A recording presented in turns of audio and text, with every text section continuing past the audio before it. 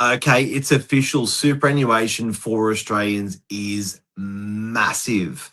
There is over $4 trillion in our super. We are one of the leaders in the entire world for super, and people are buying property in their super. The benefits of super and what we're seeing on the street in DY and the Northern Beaches with people and their super. Stay tuned. We're going to tell you some stories. You're going to love them.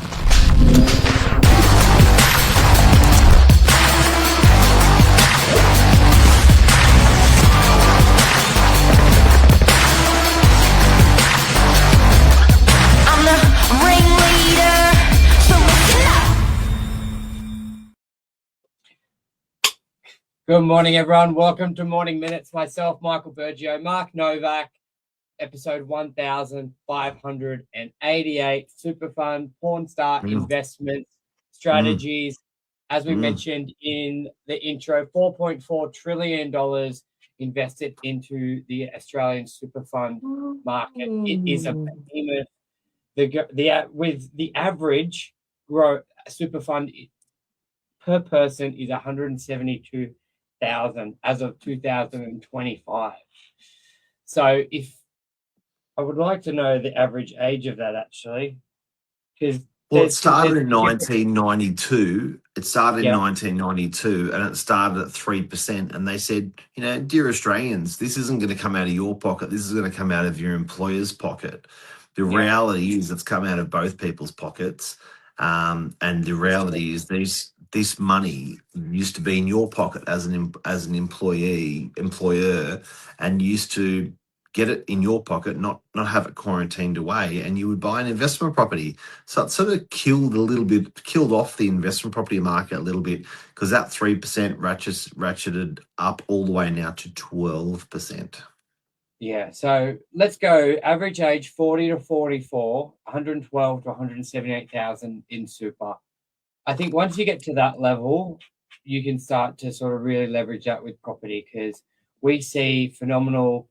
You're basically borrowing 50, but what you have, you can double it, maybe a little bit more, and that's what you could borrow in a property is roughly the numbers there. So on the lower end, $212,000 storage unit you can buy even on the Northern Beaches, and closer to that, 340,000 small retail premises and office space you could definitely get into the market with. On the commercial side, in a popular area like Northern Beaches, where you typically think, unless I have $1 million or $2 million, I can't buy anything on the Northern Beaches. So to think I could have $250,000, what could I buy? I think that gives you good stability, where there's always going to be transactions and growth in an office market or a retail market at $250,000 or $500,000, when the people living in that area are paying $1 million for a one-bedroom apartment, $2 million for a house. It's never going to feel like a big leap. And there's going to always be that turnover, where if I was in an area where that small office space was the same price as a one-bedroom apartment, I may think twice about investing in that, or how that dynamics would go. Unless I was a CBD, to be honest, because most of those smaller entities are your super fund buyers. And I think to start from the top, like, why would someone like yourself, how old are you, Michael? 33. Any interest in super? Yep, I got a good amount there now. So I think that most people are like, nah, look, I'm too young, and then they realize I'm too old. Do you know what I mean? Like, so it sort of goes like, oh, I'm not going to put in the super. The kids are young. I'm, can't afford it. Blah blah blah. 30, whatever. Then suddenly 50 goes boom like this, and it's like, oh my god, I should have put more in my super when I was in my 30s and 40s, or done something with it. So I think the first cab off the rank for me today is, guys, get into it, and then people go, well, why?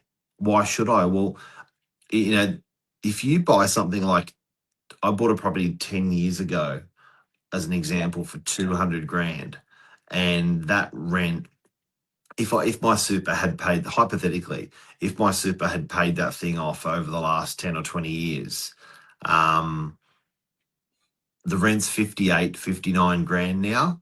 Like, imagine being 65 years of age, having that little puppy paid off.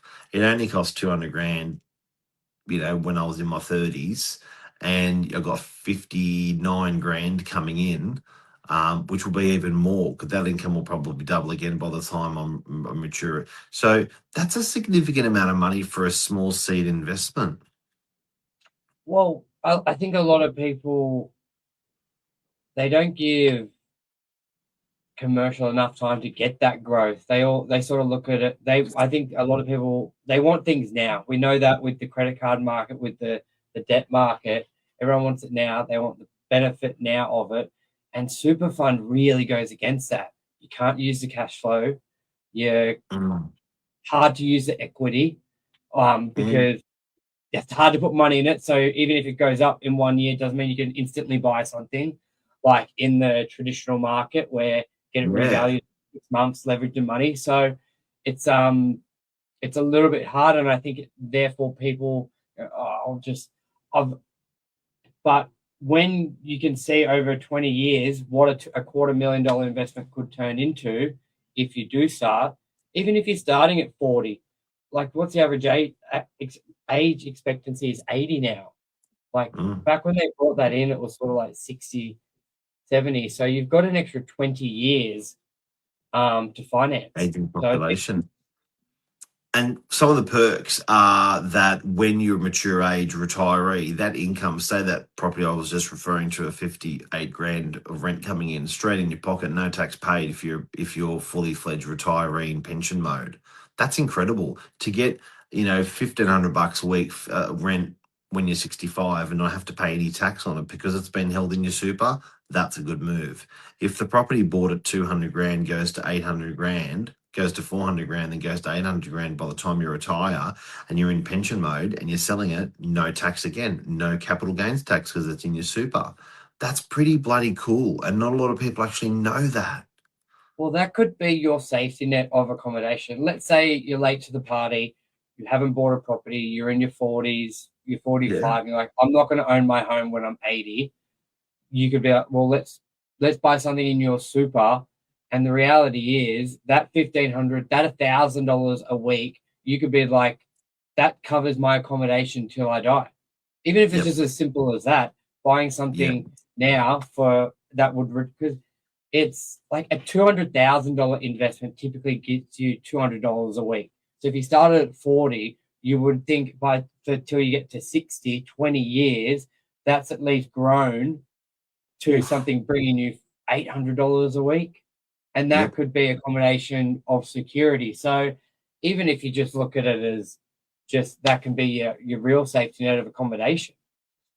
And how are people going to pay off that thing that they bought? Well, you got your 12% going towards paying it off, and then you got your rent of renting it out going towards paying off. So it will pay itself off real quick.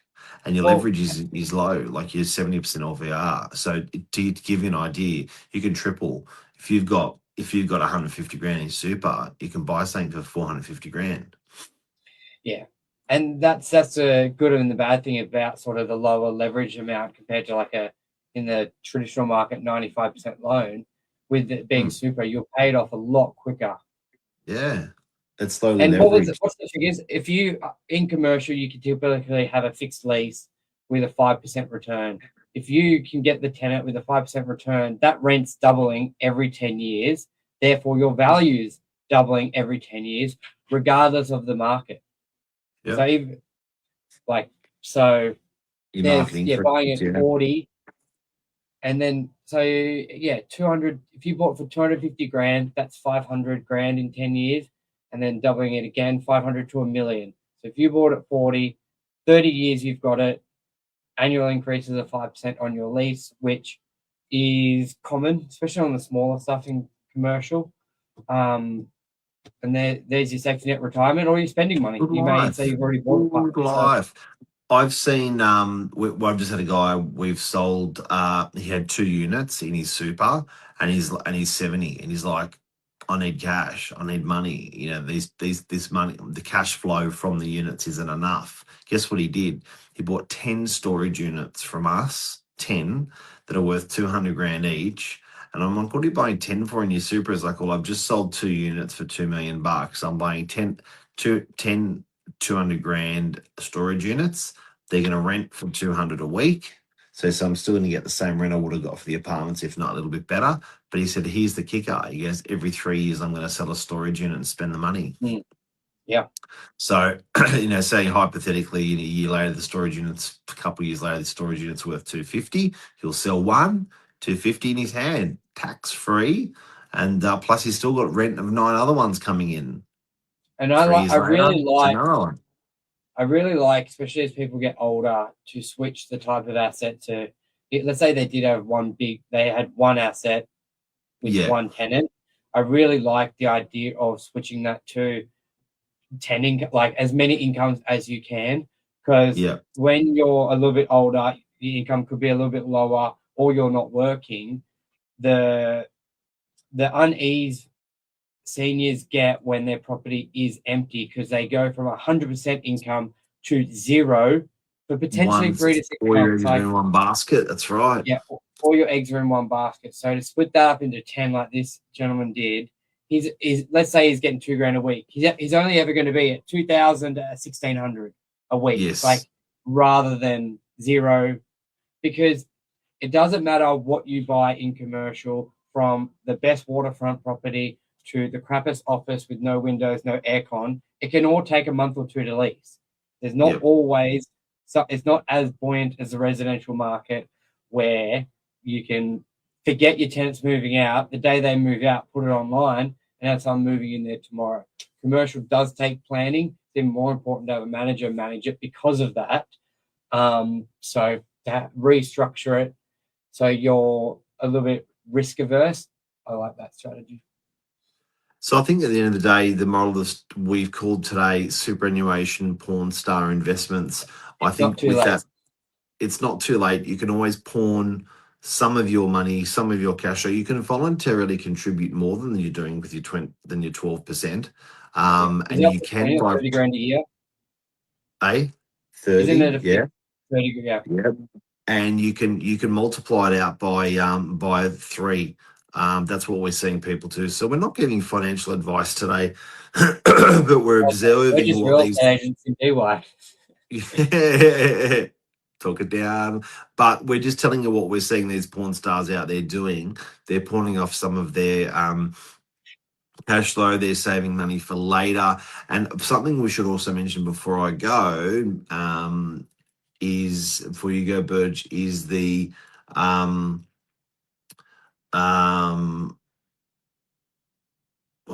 lost it, Burge.